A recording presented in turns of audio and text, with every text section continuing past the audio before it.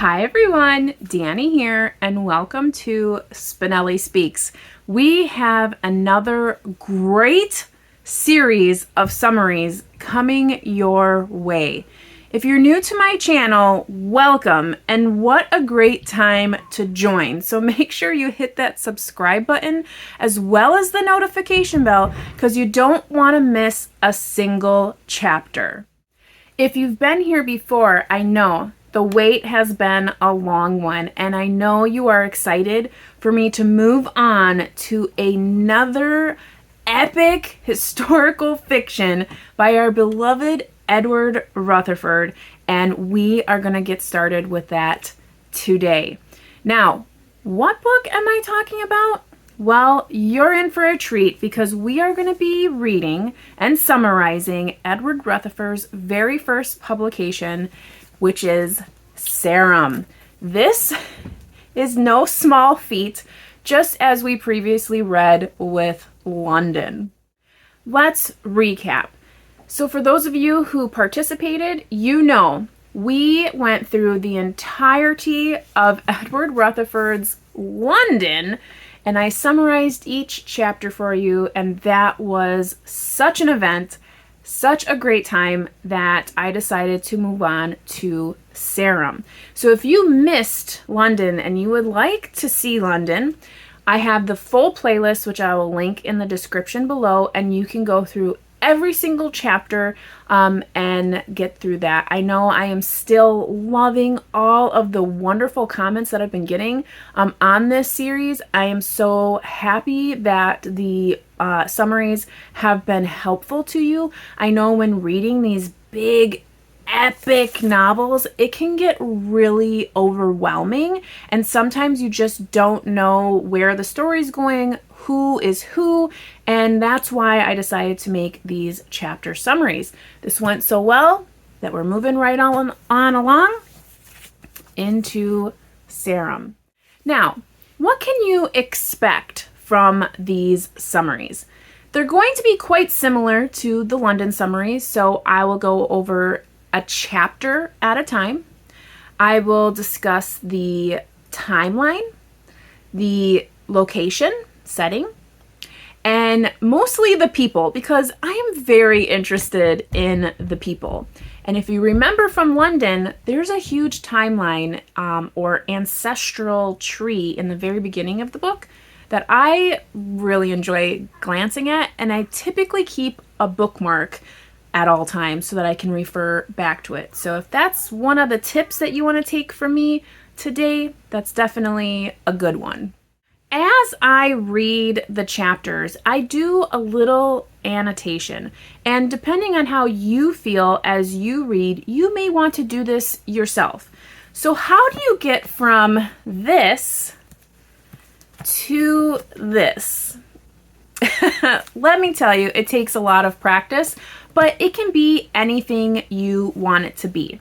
For example, when I read the book London, I made myself a key in the very front of the book where I outlined the colors of which I was going to make tabs or annotations. So examples, and very much the premise or the main reason I annotated was to follow those ancestors. So we had the penny line, dogget, duck, bull, silver sleeves, and so on. I will be doing the same thing in Sarum. We also had what is the action, what was being said about religion, women, the bridge. For London, we know London Bridge, the river, and so on and so on. So I will be doing a similar thing with Sarum. And you can certainly do that with yourself. If you find that you're seeing recurring themes in the novel, please feel free to annotate those. Those might be things that are really important to you. Maybe especially since this is stemming from Stonehenge and the Salisbury area, maybe you're really interested in the landscapes or the architecture or the religion. So annotation doesn't have to be the same for everyone. It simply has to be significant to you. So the tools that I use for annotation are simple. I use my tabs. And what I'll do is I'll typically pick a color scheme that I like. And usually it just matches the cover. So for Sarum, I'll probably pick a lot of these darker hues because the color scheme of the novel is, if you'll excuse me, a little bit darker. It's the greens, blues. So that's how I pick my tabs. You do not have to do that. You can pick the complete opposite. You can pick your like neon colors, your pinks and your greens. I'm just kind of one of those aesthetic girls. And then I also try to match with a marker. So these are markers that are specifically made for highlighting in books. So they're not as dark and they don't bleed. So I do markers and tabs. Another thing I do that I don't necessarily do when I'm just annotating for myself, but I am doing for the purpose of these summaries, is I do have a notebook and I do like write down important information in the notebook. So I don't know if you can see this very well, but from London, like I did chapter 1, which was the river, and I jotted down all the things that I wanted to talk about with you here. Significant things, the time, the place, the setting, the characters, how they impacted one another, how they interacted with one another. And I was also quite a nerd, and I did the whole timeline. So I wrote up the whole timeline, which I think is actually going to be quite important in Sarum, because I have already started the chapters. I'm not very far in. But there aren't all of the characters are not on the timeline. So that's why my nerdy self will probably do another written timeline so I can keep track of all of the characters. So to review, what to expect in these chapter summaries for Edward Rutherfurd's Sarum. 1, we will be doing these every Sunday evening at 6 p.m. So make sure you have your notifications on. And they will cover one chapter at a time. They're going to cover the time, the space or place, setting, the people, and probably little odds and ends. Probably in the beginning mostly set around religion, as it is a very large factor in the livelihood of the people that we're going to meet.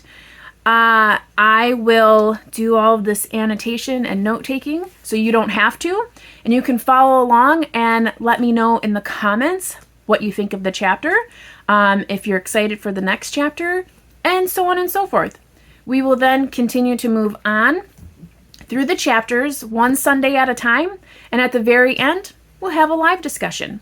Now we may skip a Sunday here or there if we land on any holidays. But other than that, you will see me every Sunday night at 6 p.m. I am extremely excited for this because it's been such a great experience doing London for you. One difference in our reading is I'm going to be reading this for the first time with you. Whereas London, I've read that already, so I was a reread. So I already knew what to expect as the chapters were coming along. But in this reading, I will be reading right along with you. So I'll be just as surprised as you as we get into the next chapter and kind of experience that along with you. So I'm very excited. Let me know in the comments if you will be reading along, or if you're going to wait until the very end so you can go at your own pace. But yeah, like I said, I'm very excited. Please set your notifications and join me every Sunday at 6 p.m. until we're done. So until next time, I hope you're reading something fantastic. Maybe you're getting your hands on your own copy of Sarum. It is available on Audible. And yeah, take care. Stay safe. Till next time, you know how it goes. Happy reading. Bye.